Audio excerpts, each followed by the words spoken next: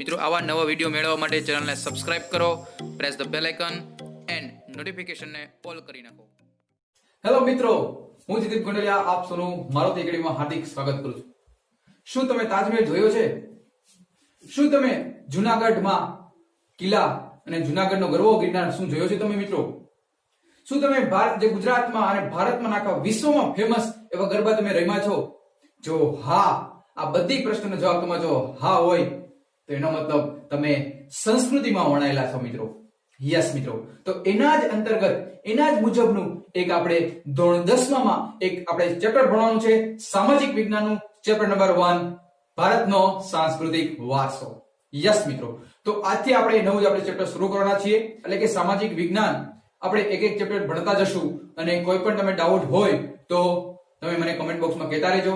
અને જો તમે હજી સુધી મારુતિ એકેડમી ચેનલને સબસ્ક્રાઇબ ન કરી હોય તો ફર્સ્ટ સબસ્ક્રાઇબ કરી નાખજો અને પ્રેસ ધ બેલ આઇકન. તો મિત્રો, જે આપણે વિષ્ણુ પુરાણમાં પણ કહેવામાં આવ્યું છે કે ઉત્તરમ યત્મ સમુદ્રસ્ય હિમાદ્યશ્ચ દક્ષિણમ વર્ષ તદ ભારત નામ ભારતી યત્ર સસતી. એટલે કે સમુદ્રની ઉત્તરે અને હિમાલયની દક્ષિણે આવેલ સ્થળનું નામ એટલે કે ભારત વર્ષ, જેના સંતાનો આપણે ભારતીય લોકો છીએ. ભારતના શુભ કાર્યમાં જે નામ લેવાતા હોય ભારત દેશના અલગ અલગ નામો છે, જેમ કે ભારત વર્ષ, ભરતખંડ, જંબુદ્વીપ, આર્યવ્રત, આ વગેરે શબ્દોનો ઉપયોગ આપણે કરવામાં આવે છે મિત્રો. તો આમ આપણા દેશમાં મિત્રો વર્ષોથી ઋષિ મુનિઓ અને અલગ અલગ પ્રજા આવી, એના અંતર્ગત આપણા ભારત દેશમાં અલગ અલગ સંસ્કૃતિ આવી છે અને એનો સંસ્કૃતિનો સમન્વય થયેલો છે. તો એટલા જ માટે મિત્રો આપણે કહેવામાં આવે છે કે વારસો એટલે શું? કે એક પેઢીમાંથી બીજી પેઢીમાં જે વારસાનું હસ્તાંતરણ થાય, એટલે કે આપણે વિકાસ થાય, તો એને આપણે આ વારસા આપણે કહીએ છીએ. બીજી ભાષામાં આપણે સમજીએ કે આપણો વારસો છે ભારત દેશ. મિત્રો તમે વિચારો કે ઉત્તર ભારત અને દક્ષિણ ભારત, પૂર્વ ભારત, પશ્ચિમ ભારત, તો બધાની રહેણી કરી અલગ, ધર્મો અલગ, તહેવારો અલગ હોય છે, બોલી પણ અલગ. તો એનો મતલબ કે આપણો ભારત દેશ વિશ્વમાં સમૃદ્ધિ, વૈવિધ્ય ધરાવતો દેશ છે મિત્રો. ભારતીય સંસ્કૃતિ શાંતિપ્રિય અને વેપારી રહી છે. અને ભારતના સંસ્કૃતિમાંથી આપણને શું મળે છે? સત્યચિત્ત આનંદ, એટલે કે કોઈ પણ વસ્તુમાં સત્ય, ચિત્ત અને આનંદનો અનુભવ પ્રાપ્ત થાય છે. આ ઉપરાંત અહીં વસેલી ભિન્ન ભિન્ન જે સંસ્કૃતિઓ છે એના આદાન પ્રદાન થકી આપણે ભારતીય સંસ્કૃતિ છે એ સમૃદ્ધ બની છે. તો મિત્રો આ આપણે ચેપ્ટરમાં આપણે આ ભણવાનું છે કે ભારતના સંસ્કૃતિ શું છે, ભારતના સંસ્કૃતિ ક્યાંથી આવી, આ બધું આ ચેપ્ટરમાં ભણવાનું છે. તો મિત્રો પૂરેપૂરો લેક્ચર જોજો, કટ નહીં કરતા, જેથી તમારે કોઈ પણ પોઈન્ટ બાકી ન રહી જાય. તો મિત્રો આમ શોર્ટમાં હું તમને કહું, આપણે ખ્યાલ છે કે સિંધુ ખીણની સંસ્કૃતિથી લોકોથી આજ સુધી લોકો પોતાની આવડત, બુદ્ધિ, તર્ક, કૌશલ્ય દ્વારા આ વૈવિધ્યસભર વારસો એનો સમૃદ્ધ બનાવ્યો છે. જેમ કે આપણા ઋષિ મુનિઓ, સંતો, વિદુષીઓ, વિદ્વાનો, ચિંતકો, કલાકારો, આ બધા લોકોએ આ જે વારસા છે એ વારસામાં, સાંસ્કૃતિક વારસામાં અગત્યનો ફાળો આપ્યો છે. અને આટલા જ માટે ભારતમાં જે સંસ્કૃતિનું નિર્માણ કેવું થયું? ભાતીગળ સ્વરૂપનું થયું. ભાતીગળ એટલે કે અલગ અલગ વૈવિધ્યસભર મિત્રો. અને આમ સંસ્કૃતિનો અર્થ તમને પૂછે એક્ઝામમાં, તો સંસ્કૃતિ એટલે કે જીવન જીવવાની રીત. દેશ કે સમાજમાં કાળક્રમે બદલાતા જતા જે સંજોગો અનુસાર જનજીવનમાં ફેરફાર થાય છે, પરિવર્તનો, સુધારો, સામાજિક નીતિ, આ બધું જે સુધારા થાય છે એને આપણે શું કહેશું મિત્રો? સંસ્કૃતિ કહેશું. સંસ્કૃતિ એટલે કે જીવન જીવવાની રીત. બીજી ભાષામાં કહીએ સંસ્કૃતિ એટલે કે માનવ મનનું ખેડાણ. તેમાં માનવ સમાજની ટેવો, મૂલ્યો, આચાર વિચાર, ધાર્મિક પરંપરાઓ, રહેણી કરણી, આ બધાના અંતિમ ધ્યેય સુધી પહોંચવા માટેનો જે આદર્શોનો સરવાળો એટલે પણ સંસ્કૃતિ કહેવાય. ભારતનો સાંસ્કૃતિક વારસો એટલે કે આપણે વારસો એટલે કે પૂર્વજો તરફથી આપણને જે અમૂલ્ય એવી ભેટ મળેલી છે. અને આ ભારતનો વારસો, ઇતિહાસ, ભારતના વારસાનો ઇતિહાસ હજારો વર્ષ પુરાણો છે મિત્રો. એટલા જ માટે જ્યારે તમે પ્રતિજ્ઞા પત્ર તમે ગાઓ છો ત્યારે આપણે એમ કહીએ છીએ કે હું મારા દેશને ચાહું છું, તેના સમૃદ્ધ અને વૈવિધ્યપૂર્ણ વારસાનો મને ગર્વ છે. સાચી વાત ને મિત્રો? આના આધારે આપણે સાંસ્કૃતિક વારસો છે એ આપણે બે રીતે આપણે એને વિભાજિત કરી શકીએ, વર્ગીકૃત કરી શકીએ. સૌથી પહેલું ભારતનો પ્રાકૃતિક વારસો અને બીજું ભારતનો સાંસ્કૃતિક વારસો. તો સૌથી પહેલા આપણે સમજીએ પ્રાકૃતિક વારસા વિશે. પ્રાકૃતિક વારસો એટલે શું? પ્રકૃતિ, પર્યાવરણ અને માનવ જીવનના વચ્ચેના જે નિકટતમ એટલે કે બહુ નજીકમાં નજીક જે સંબંધનું પરિમાણ દર્શાવે એટલે કે પ્રાકૃતિક વારસો. જેમ કે હું તમને કહું કે જે પ્રાકૃતિક વારસો એટલે કે કુદરતી તરફથી આપણી મળેલી ભેટો છે, જેમ કે વિશાળ મેદાનો, નદી, તળાવો, શિલાલેખો, પછી જમીનો, ઊંચા ઊંચા પર્વતો, નદી, ઝરણા, આ બધી વસ્તુ છે. સાથે સાથે જે આપણે વૃક્ષો, વનસ્પતિ, જીવજંતુઓ, ઋતુઓ, આ બધી વસ્તુ છે એ આપણે કુદરતી તરફથી અમૂલ્ય એવી ભેટ મળેલી છે. તો એટલા માટે આ બધી વસ્તુ આપણે વારસા સ્વરૂપે એટલે કે પ્રાકૃતિક વારસો કહીશું મિત્રો. આ પ્રાકૃતિક વારસામાં બીજા 4 વસ્તુનો અગત્યનો સમાવેશ થાય. સૌથી પહેલા આપણે સમજશું ભૂમિ દ્રશ્ય વિશે.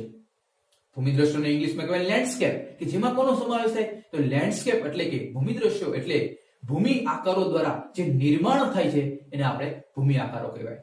દાખલા તરીકે હિમાલય પર્વત એ છે એ ભૂમિ આકાર છે.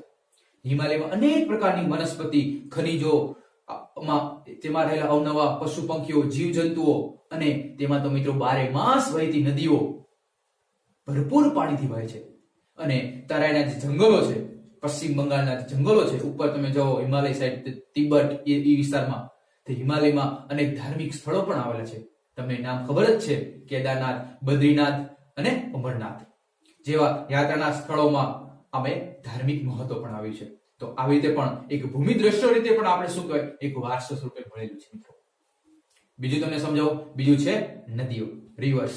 યસ મિત્રો, પ્રાચીન કાળથી મિત્રો જ્યારે આદિમાનવ હતા ત્યારથી લઈને અત્યાર સુધી આપણે જે નદીઓ છે એ આપણા જીવનમાં મહત્વનું યોગદાન રહેલું છે. કારણ કે પ્રાચીન કાળથી નદીઓ છે એ પ્રાકૃતિક માર્ગ પૂરો પાડતો રહ્યો છે અને ભારતીય સંસ્કૃતિ સિંધુ અને રાવી નદીના કિનારે તો પાલન થઈ છે, આપણે પણ ખબર છે. અને સિંધુ, ગંગા નદી, યમુના, કાવેરી, ગોદાવરી, કૃષ્ણા, આ બધી નદીઓ છે એ ભારતના લોક જીવન ઉપર સારા બહુ ઇફેક્ટ કરી છે. અને કારણ કે નદીઓ છે આપણે પીવાનું પાણી, વીજળી, પછી જનજીવન, આ બધી વસ્તુ એ નદી તો પૂરી પાડે છે. એટલા જ માટે આ નદીઓ છે એ ભારતીય પ્રજાના જીવનને સમૃદ્ધ અને વૈવિધ્યસભર બનાવે છે.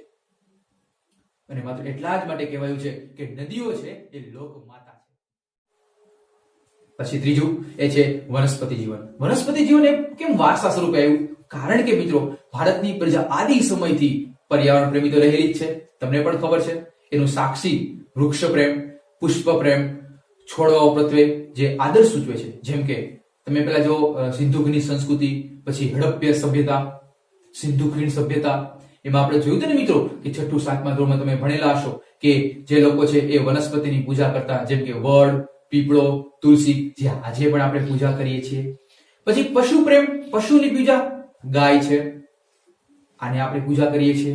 પછી આપણે તમને કહું કે ઔષધિઓ છે. પછી પ્રાચીન સમયથી આ લોકોએ બધું આપણા જીવનને સમૃદ્ધ બનાવ્યું છે. પછી બીજી વસ્તુ કે જે આપણે વનસ્પતિ છે, વનસ્પતિ આપણને એ ઔષધિ તરીકે પણ ઉપયોગી થાય. અને આવી રીતે ભારતના સામાજિક અને ધાર્મિક જીવન ઉપર વનસ્પતિ અસરકારક પ્રભાવ રહ્યો છે. ચોથું તમને કહું એ છે વન્યજીવન.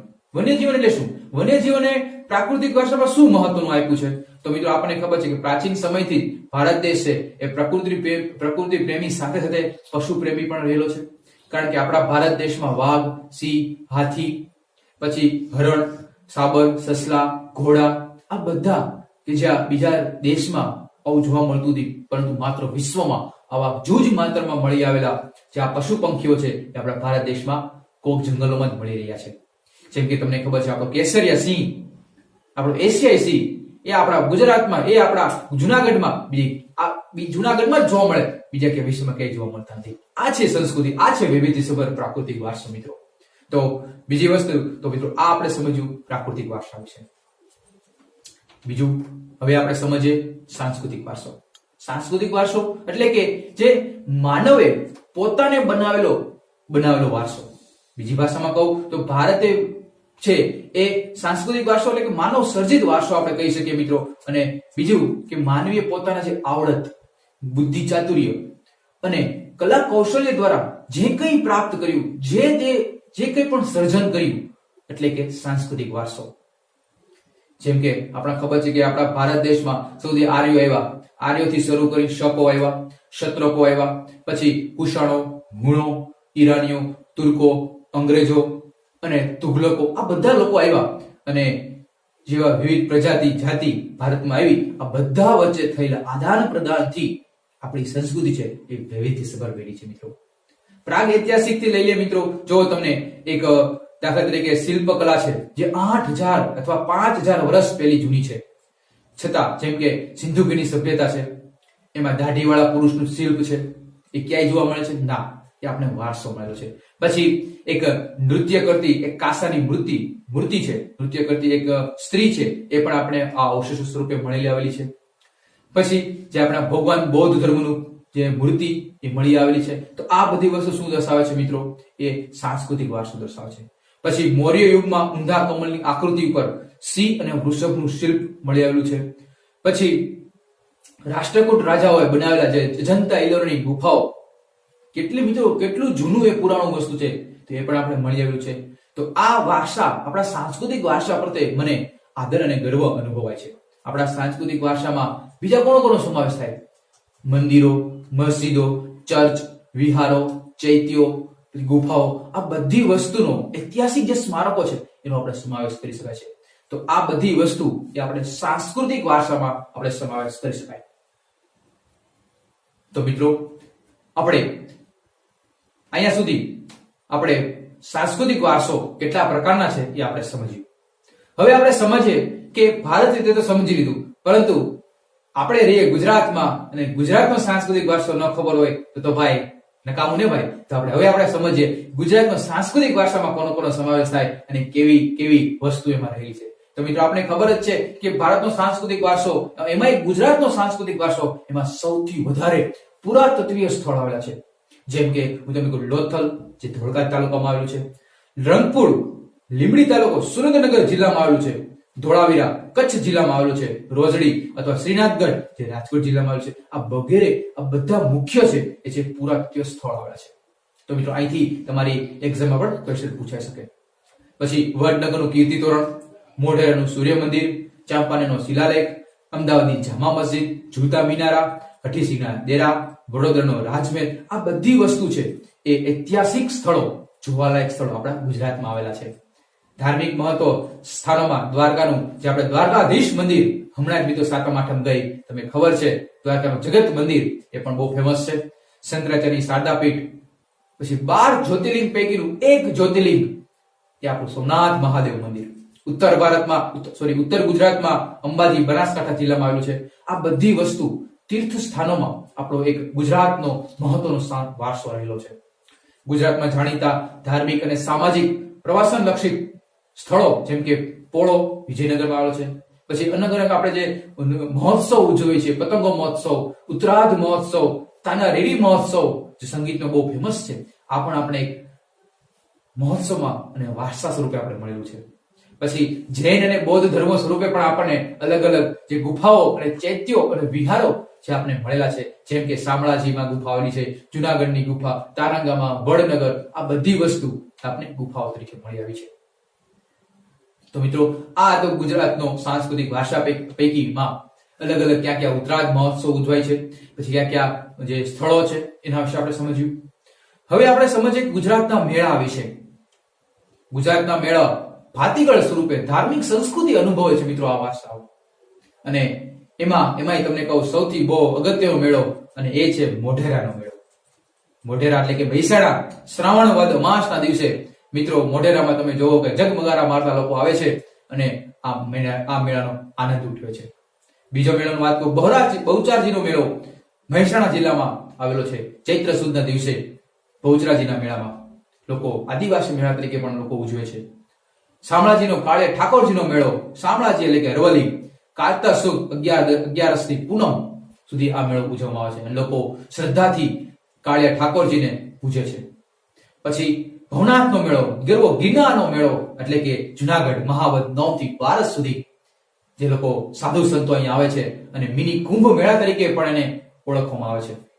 પછી તરણેતરનો મેળો. મિત્રો તરણેતર એટલે તો ભાઈ બીજું કાંઈ નહીં, સુરેન્દ્રનગર. અને એ છે ભાદરવા સુદ 4 થી છઠ સુધી.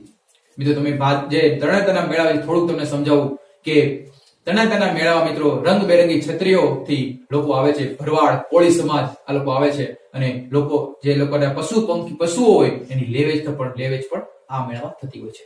પછી ભડિયાદનો મેળો જે અમદાવાદમાં થાય છે. નકળંગનો મેળો કોળિયાર, ભાવનગર, માધવપુર, પોરબંદર. પછી ડાંગ દરબાર ડાંગ જિલ્લામાં આવેલો છે. ગોળ ગધેડાનો મેળો ગરબાડા, દાહોદ. મિત્રો ગોળ ગધેડાના મેળામાં ઉપર એક ગોળનું જે મોટો એક પાટિયું હોય એની ઉપર ગોળ લગાડેલો હોય અને એક કોઈ પણ વ્યક્તિ એ ઉપર તોડી આવે અને ગોળ નીચે બધા સ્ત્રીઓ ઊભી હોય અને જેને એ ગોળ ફેંકે એ એની સાથે શું કરે છે? વિવાહ કરે છે, મેરેજ કરે છે. તો એક આ તમે કહી શકો કે એક આદિવાસીનો મેળો તરીકે પણ આ ગોળ ગધેડાના મેળા એ દાહોદમાં ઉજવવામાં આવે છે. હોળી પછીના 5મા કે 7મા દિવસે આ ઉજવવામાં આવે છે. કાર્તિકે પૂર્ણિમાનો સોમનાથ ગીર. પછી ભાંગોરીનો મેળો ક્વાંટ એટલે કે છોટા ઉદેપુર, જે હોળીથી રંગ પાંચમ સુધી આપણે આ ઉજવવામાં આવે છે. તો મિત્રો આ આપણે સમજ્યું ગુજરાતમાં થતા બહુ ફેમસ મેળા છે. આમ તો મિત્રો ટોટલ 243 કે 245 જેટલા મેળા થતા હોય છે, પરંતુ આ જે મેળા છે એ આપણા ગુજરાતને ગર્વથી આપણે અનુભવાય છે. મિત્રો હવે આપણે સમજીએ કે ભારતમાં કેટલી પ્રજા આવી અને આ પ્રજાઓ કઈ કઈ હતી. આદિમાનવ ભારતમાં તેમજ પૂર્વ દક્ષિણ આફ્રિકામાં એક સાથે ઉત્પન્ન થયા છે. મિત્રો આદિમાનવ છે એક તો આપણા પૂર્વ દક્ષિણ આફ્રિકામાં અને આપણા ભારતમાં એક સાથે આવ્યા અને આ ભારતના ભારતીય વારસા અને સમૃદ્ધિના આકર્ષણને કારણે ઘણી પ્રજા આવી. એમાં સૌથી પહેલી જે પ્રજા છે એ તમને કહું, ટોટલ 6 પ્રજા આવી. એમાં સૌથી પહેલી પ્રજા આવી નેગ્રીટો એટલે કે હબસી પ્રજા. હબસી પ્રજા કે જેઓ પ્રાચીન નિવાસીઓ છે, ભારતના સૌથી પ્રાચીન નિવાસીઓ તમને પૂછાય એક્ઝામમાં તો નેગ્રીટો પ્રજા કે જેઓ આફ્રિકામાંથી બલુચિસ્તાનના રસ્તેથી ભારતમાં આવે છે અને એ રંગે કેવા હોય છે મિત્રો તમને ખ્યાલ છે? વાકડિયા વાળ, 4 થી 5 ફૂટના અને વર્ણે શ્યામ હોય છે. તો એટલું જ આપણે આ ઇમ્પોર્ટન્ટ છે. પછી આપણે બીજી પ્રજા વિશે સમજાવું કે ઓસ્ટ્રોલોઇડ કે જેને નિષાદ પ્રજા પણ કહેવાય. આ પ્રજા અગ્નિ એશિયામાંથી આવેલી, રંગે શ્યામ, લાંબુ અને જાડું માથું હોય છે, ચપટું નાક હોય છે અને ભારતમાં આવેલા આર્યો હતા તેને આ પ્રજા નિષાદ તરીકે ઓળખાતા. જે પેલી અને સાથે આ લોકો કામ શું કરતા મિત્રો? જે સૂતરાવ કાપડ છે, ખેતી કરવી છે, વણાટ કામ છે, એ બધું આ લોકો કામ કરતા હતા અને પોતાની ધાર્મિક માન્યતામાં પણ આ લોકો માનતા હતા. સાથે સાથે ભારતની જે કોલ અને મુંડા જાતિ છે, અસમની ખાસી પ્રજા, નિકોબાર, અંદમાન અને નિકોબારની અને જે બ્રહ્મદેશમાં આ પ્રજા છે એ વસેલી છે. કઈ? ઓસ્ટ્રેલિયન પ્રજા. ત્રીજી જે પ્રજાનું નામ આપું, દ્રવિડ લોકો. દ્રવિડ લોકો આમ તો મૂળ ભારતના હતા મિત્રો. તેમને મોહેન્જો-દડોથી સિંધુ સંસ્કૃતિના સર્જકો અને પાષાણ યુગની સંસ્કૃતિના સીધા વારસદાર તરીકે ઓળખાય છે મિત્રો. કારણ કે ઉત્તરમાંથી આવેલી જે પ્રજાની ભાષા અને સંસ્કૃતિના લક્ષણો આ પ્રજામાં મળી આવે છે. કારણ કે દ્રવિડો છે એ માતા રૂપે પાર્વતી અને પિતૃ રૂપે શિવજીને પૂજે છે અને આ જે દ્રવિડ લોકો છે એ વધુ સંબંધ ધરાવતા હતા. માતૃદેવ એટલે કે માતૃ પ્રજાને લોકો માનતા હતા. સાથે સાથે આંતરજ્ઞાતીય લગ્નોમાં પણ આ માનતા હતા અને મેં તમને કીધું એ પ્રમાણે માતૃ મુલુક કુટુંબ પ્રથા ચાલતી હતી. સાથે સાથે અલગ અલગ કલાઓ જેવી કે તમને કહું કે ભાઈ કાતું, વણવું, રંગવું, હોળી, તરાપા બાંધવા. પરંતુ મિત્રો આ જે પ્રજા છે હાલમાં ક્યાં જોવા મળે છે? તમિલનાડુ, કેરળ, પછી આંધ્રપ્રદેશ, એટલે કે તેલુગુ, તમિલ જે લેંગ્વેજ બોલાતી હોય ત્યાં અત્યારે દ્રવિડ લોકો જોવા મળે છે. વર્ણશ્યામ હોય છે મિત્રો, લાંબુ પોળું માથું મોટું હોય છે. કારણ કે જ્યારે આર્યો ઉત્તરમાંથી આવ્યા ત્યારે જ્યાં એ દ્રવિડ હતા પણ એવી વચ્ચે સંઘર્ષ થયું અને પરિણામે દ્રવિડો છે એ દક્ષિણ ભારતમાં જતા રહ્યા અને પરિણામે એ લોકો હાલમાં પણ દક્ષિણ ભારતમાં જ રહે છે. પછી અન્ય પ્રજાઓમાં કઈ પ્રજાઓ છે? મોંગોલોઇડ, અલ્પાઇન, ડિનારિક અને આર્મોનિડ પણ પ્રજા પણ હતી. એમાં સૌથી પહેલા આપણે મોંગોલોઇડ વિશે સમજાવું તમને.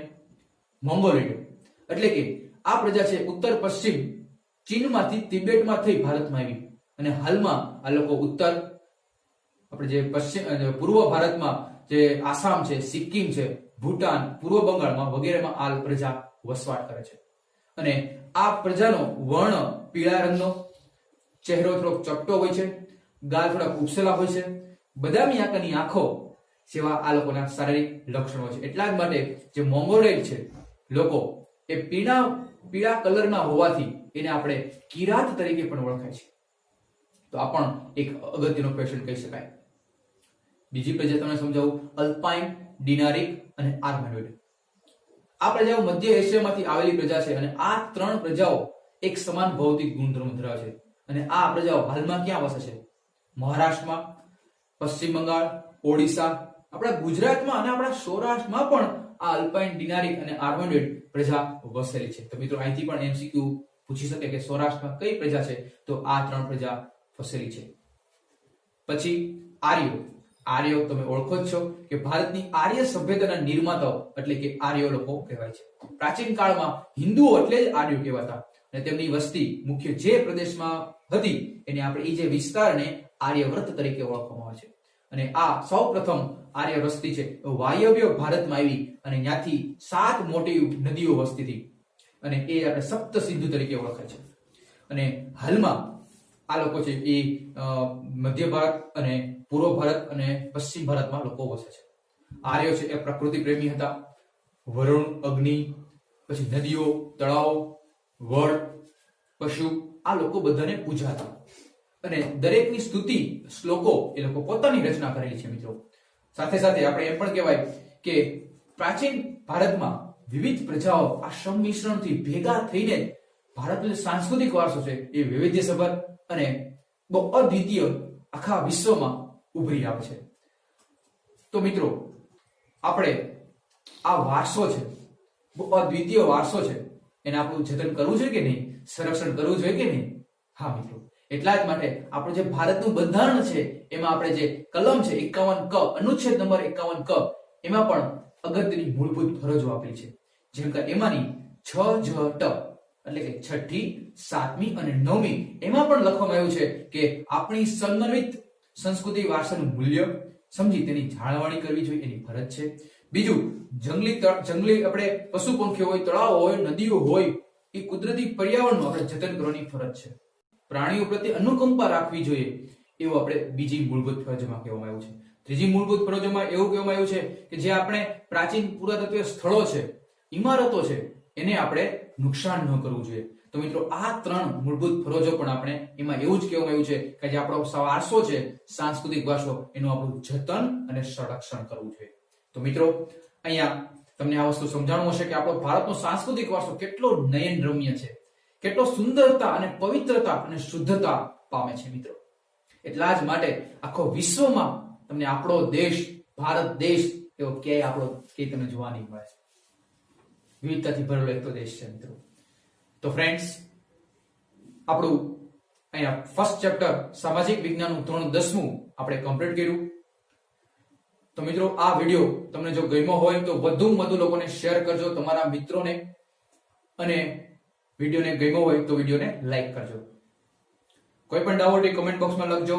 અને આપણે સાયન્સ નું 10મા ધોરણનું પેલું ચેપ્ટર એ પણ આપણે પૂરું કરી નાખ્યું છે, તો એ પણ તમે પ્લેલિસ્ટમાં જઈ જોઈ શકો છો. ઓકે, ત્યાં સુધી બાય બાય, ટેક કેર.